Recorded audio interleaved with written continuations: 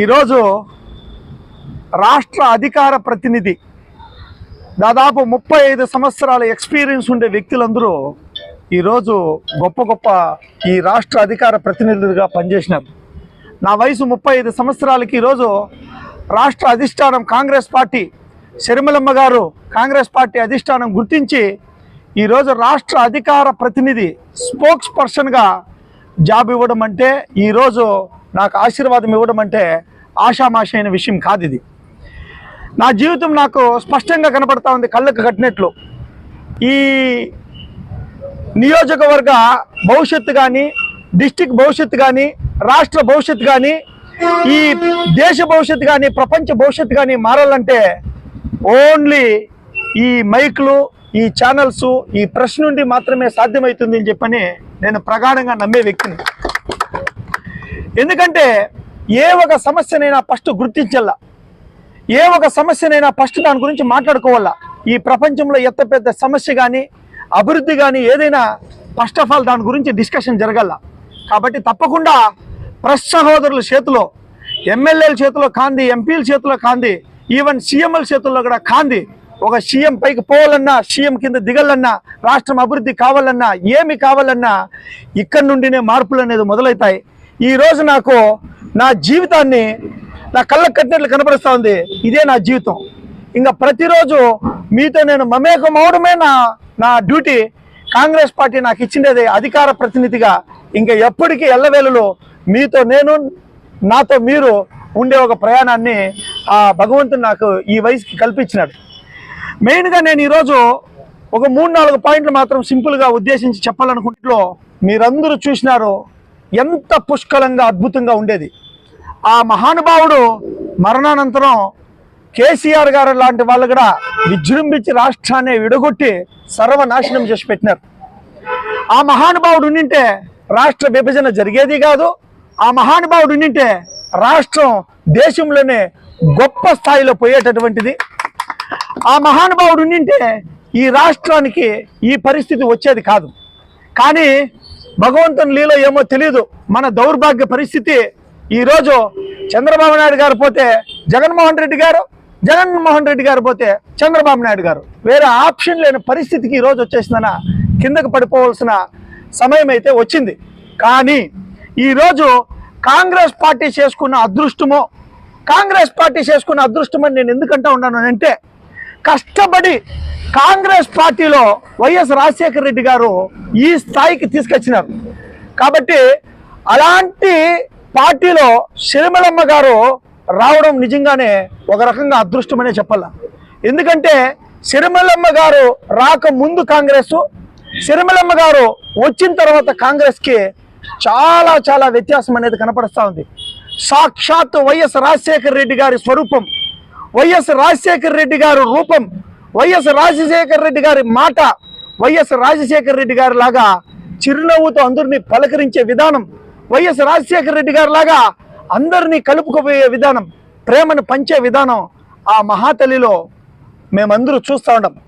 4 గంటల రాత్రి అయినా మీటింగులు పెట్టి అందరూ కార్యకర్తలతో మాట్లాడిన రోజులను మేము చూసినాం. కాబట్టి తప్పకుండా ఇది ఒక రకంగా కాంగ్రెస్ పార్టీ చేసుకున్న అదృష్టమే. ఎందుకంటే ఆమె తెలంగాణలో ఉన్న ఆమె కష్టపడి పోరాడుతూ వెళ్తూ ఉండే ఆమె ఈరోజు ఆంధ్రప్రదేశ్కి రావడం తప్పకుండా వచ్చేసిందన, ఈరోజు ఇంత గొప్ప స్థాయిలో వచ్చేసిందన. మళ్ళీ ఈ పార్టీకి చిత్తూరు జిల్లా పార్టీ కార్యాలయం ఆఫీసు ప్రతిరోజు వైఎస్ రాజశేఖర రెడ్డి గారి పీరియడ్లో ఏ విధంగా కలకల్లాడిందో అదేవిధంగా చిత్తూరు జిల్లా పార్టీ కార్యాలయం ఆఫీసు ప్రతిరోజు కలకల్లాడాలని బెంగళూరు నుండి టెంపరవరీ కంటైనర్ హౌస్ పంపించినాం ఈరోజే. ఇంకా తొందరలో వచ్చేసి టెంపరవరీ షెడ్స్ నిర్మాణం జరుగుతుంది. అందరిది బ్యానర్స్, చిత్తూరు జిల్లా కార్యవర్గం అందరిది, స్టేట్ కార్యవర్గం అందరిది బ్యానర్స్ పడుతుంది. 24 గంటలు కలకలలాడాలని చెప్పి మనస్ఫూర్తిగా అయ్యప్ప స్వామి మాలేసి ఆ భగవంతుని ప్రార్థన చేస్తూ ఉంటాను.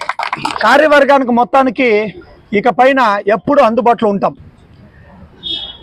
నాకు ఇచ్చిన ఈ ఒక జాబ్ ఎప్పుడైతే నాకు ఇచ్చినారో, ఈ ఒక బాధ్యతను ఎప్పుడైతే నాకు కట్టపెట్టినారో ఆ రోజుడికే నా లైఫ్ను వచ్చేసి దీనికి అంకితం చేసినాను. తప్పకుండా వచ్చేసి ఈ జీవితం ఇంకా ప్రజాసేవకి అంకితమవుతుంది. ఎన్నో బిజినెస్లు చూసినాం, ఎంతో ఈ వయసుకు వచ్చేసి ఎంతో చూసేసి వచ్చినాం. కాబట్టి నిష్ట నియమాలతోటి కాంగ్రెస్ పార్టీ నుండి తప్పకుండా చాలా వరకు విషయాల్ని లేవనెత్తి, ప్రజా సమస్యల్ని లేవనెత్తి, ఎక్కడ సమస్య ఉన్నా అక్కడ వచ్చేసి కాంగ్రెస్ పార్టీ తరఫున నేను ఉంటాను. రాష్ట్రం మొత్తము తిరుగుతూ ఉంటాను.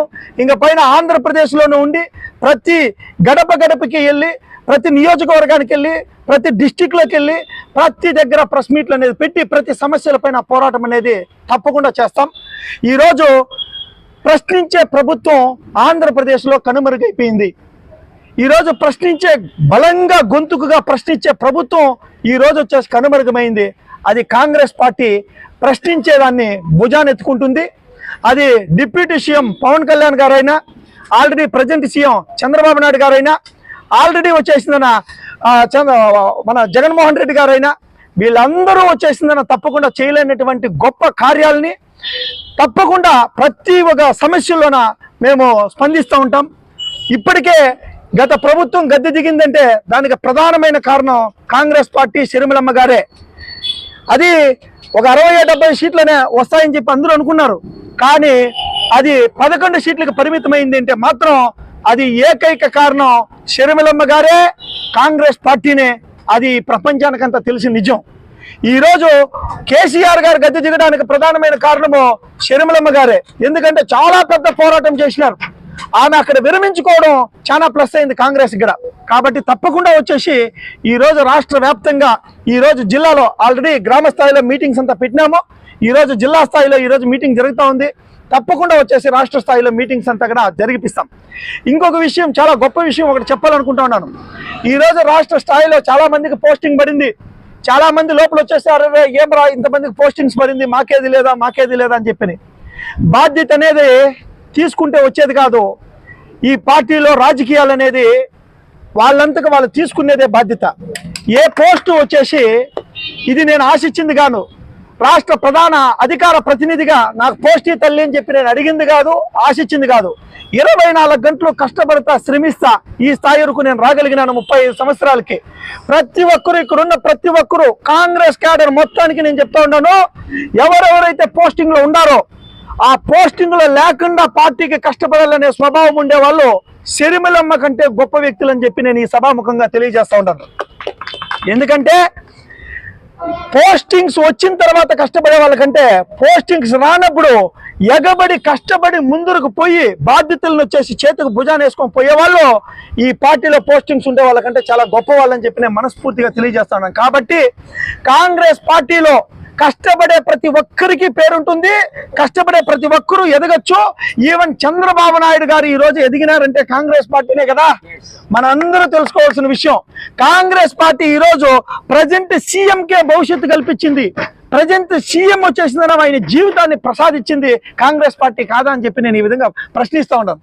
కాబట్టి తప్పకుండా ప్రతి ఒక్కరు, జగన్మోహన్ రెడ్డి గారు కానీ ఎవరైనా సరే ఈ రోజు వచ్చేసిన కాంగ్రెస్ పార్టీ నుండి ఎదిగిన వాళ్ళే 90% బీజేపీలో కానీ ఎక్కడికైనా కానీ పోయి వాళ్ళు హ్యాపీగా ఎదుగుతూ ఉంటారు. కాబట్టి కాంగ్రెస్ పార్టీ గొప్పతనం ఈ రోజున్న రాష్ట్ర సీఎం కానీ, ఈవెన్ పవన్ కళ్యాణ్ గారు వాళ్ళు అన్న మెగాస్టార్ చిరంజీవి గారు కూడా లాస్ట్ వరకు ఉండింది కాంగ్రెస్ పార్టీ కదా. ఆ కాంగ్రెస్ పార్టీ పైన యుద్ధం చేసి అన్నం మీద కూడా ఎదురెడ్డి ఆయన వచ్చేసిందన ఏం చేయలేని పరిస్థితిలో తికమకమయ్యి లాస్ట్కి వచ్చేసి వేరే పార్టీకే పోలేదు చిరంజీవి గారు. కాబట్టి మెగాస్టార్ చిరంజీవి గారు వేసుకున్న కండువాల మీద ఇది నిజం. మెగాస్టార్ చిరంజీవి గారు వేసుకున్న కండువాలం కాదా? ఆయన వేరే పార్టీలోనే చేరినారా? మెగాస్టార్ చిరంజీవి గారు వేసుకున్న కండువాల మీద ఈ కాంగ్రెస్ పార్టీ. కాబట్టి తప్పకుండా ఆంధ్రప్రదేశ్ రాష్ట్రంలో మొట్టమొదటి మహిళా సీఎంగా చేసుకోవాల్సిన బాధ్యత మనకి ఎంతైనా ఉండదు.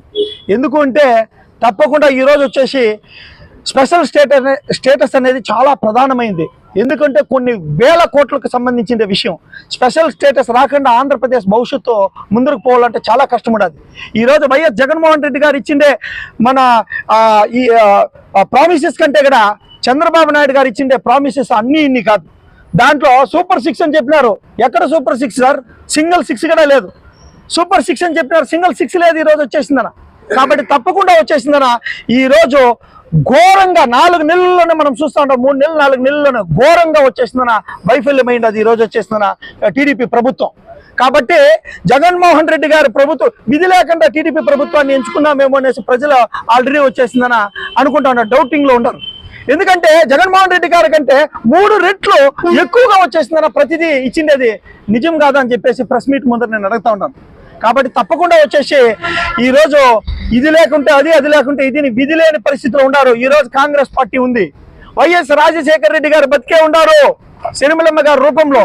తప్పకుండా వచ్చేసి మళ్ళీ పూర్వ వైభవం వస్తుంది. ఇప్పుడు మీరే చూసింటారు ఎన్ని ఏళ్ళైంది ఈ విధంగా వచ్చేసి ఒక వైభవం రావాలంటే. తప్పకుండా పూర్వ వైభవం వచ్చింది. కాంగ్రెస్ పార్టీ బలంగా అధికారాన్ని స్థాపిస్తుంది, స్పెషల్ స్టేటస్ తీసుకొస్తుంది. ఈ రాష్ట్రంలో విభజన హామీలు ఏమేమైతే ఉన్నాయో అవన్నీ కాంగ్రెస్ పార్టీ నుండి మాత్రమే విభజన హామీలు నిర్వర్తించేదానికి అవుతుందని చెప్పి ఈ సభాముఖంగా ఒక రాష్ట్ర అధికార ప్రతినిధిగా మీ అందరికీ తెలియజేసుకుంటా ఉన్నాను. Thank you.